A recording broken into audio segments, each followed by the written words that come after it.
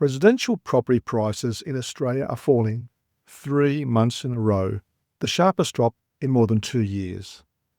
And some commentators are saying that they'll fall further. So you'd expect commercial property to be sliding with it. Not necessarily some areas are falling, but other areas are staying fairly strong. This month, I tracked 6 sales across New South Wales, and every one of them sold at a firm price. Let me show you why and what it means if you're planning to sell next 3 to 10 years. I'm Contasitas, 4 decades in commercial property and business broking. Here in New South Wales, Australia, I'm a dual licensed commercial agent and registered broker, which means I look at both the building and business behind it. Every month, I pull the sales that actually tell us something, and I read from the way a buyer's advisor would. This month, 6 sales. Let's get into them. First, the backdrop. Because it matters, the Reserve Bank has now held the cash rate at 4.35% for a second meeting in a row, after 3 rises in the first half of the year. That's a genuine pause. And the reason is inflation is easing. The June quarter came in softer than the bank expected. Headline down to 3.8%, underlying at 3.6%. Still above the target, but heading the right way. All 4 major banks now expect rates to hold. Here's the part rattling people. Housing. National values have fallen 3 months straight and now sit below their March peak. High rates have squeezed borrowing power. The buyer who could stretch last year can't stretch this year. This is the whole point of today's video. Residential and commercial are not the same market. Watch what actually sold. Not median prices as residential, actual sales at auction. First building is a medical building in Coffs Harbour, mostly medical tenants, including national radiology operator on long leases, land just under 1,500 square metres, net income just under $400,000 a year. It sold for $5.25 million, a yield of 7.58%. Now, 7.58% looks generous to a Sydney medical asset. There are 2 reasons. One, it's regional, and buyers price a little more risk into regional. 2, finance is tight right now, which thins the pool of buyers who can move at this size. But the fundamentals, essential service tenants, long leases, a fast-growing city, that's defensive income. For the right buyer, a 7.58% return is a strong result, not a warning sign. Down in Belmore in Sydney's inner southwest, a childcare centre leased to G8 Education, the largest listed operator in the country, leased to 2029, options to 2039, and the rent lifts at a fixed rate of 4% every year. Sold for $3.306 million on a 5.4% yield. Why so much tighter? Common and location. A blue chip national tenant, contracted rent growth, and underneath hit a high density residential land near a station being upgraded for the metro.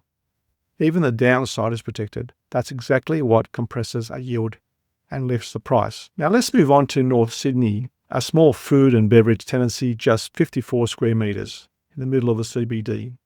Strong operator, and again, those fixed 4% annual increases sold for $1.175 million. A yield of around 6%. Nobody pays that for 54 square metres of floor space. They're paying for reliable growing income in a spot that fills every weekday. This is the lease doing that heavy lifting. Out in the western suburbs, out to Rooty Hill in Western Sydney, a big corner site, over 1,300 square metres, directly opposite the railway station, 6 shops and residents, 40 leased, recently renovated, 16 car spaces, net income of around $246,000, sold for $4.58 million, roughly 5.4%. The income is solid, but the MU1 mixed zoning and that corner position opposite the station are doing quite work. in the price. The buyer gets income today and options tomorrow if you own near a town centre or transport. Remember this, buyers pay for the current lease and the future use in the same number.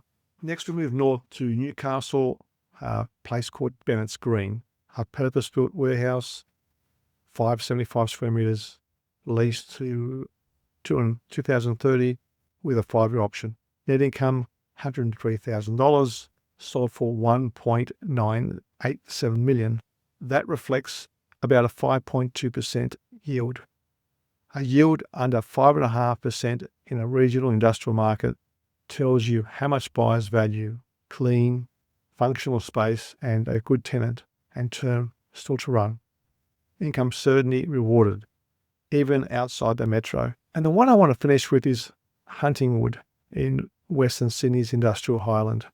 Look at this, 4,000 square metre site, only 465 square metres of building on it. Solid with vacant possession for $8.805 million. This isn't an income story. Huntingwood is one of the premier logistic locations in Sydney. Arterial access straight onto the M4 and M7.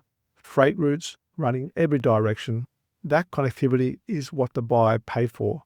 With the lease expiring in October, they've got holding income now and a clear runway to own-occupy, reposition or redevelop low building coverage on premium industrial land is optionally you cannot manufacture, and in a pocket, this tightly held, well-capitalised buyers compete hard for it. 6 sales, 6 stories. Put them together and 3 things stand out. 1. Income, certainty and index rent are still the primary price drivers. Coffs Harbour, Belmore, North Sydney, Bennetts Green, long leases, long tenants, 4% uplifts. That's what compresses yields. 2. The regional and finance premium is an opportunity, not just a penalty. Coffs Harbour at 7.58% is a strong buy for someone who looks past the postcode to the fundamentals. Location and land are pricing beyond the rent. Rooty Hill and Huntingwood both sold for what the site could become, not just what it earns today. And the headline over all of it, right lease, location or land story, is still clearing at firm prices. A cautious market doesn't punish good property. It awards the owner who's done the work to show why it's good. In this month's written edition, I go deeper on these 3 things. These sales rise, essential service property like childcare and medical holds up, what the tourist boom means for hospitality owners, and how to hand a business to your own children without losing its value. There's a link below. And if you're 3 to 5 years from selling a business or commercial property, here's my ask. Don't wait for the market to feel certain. It never does. Use a period like this to get your lease, your books, and your zoning in order, so you're ready when the buyer is. There's a 5-minute transition readiness test link below. I'll show you where you stand. My book, The Transition Edge, is on Amazon. And if any of this raises a question about your own situation, reach out. No obligation, just a genuine conversation. I'm Contacetus. I'll see you next month.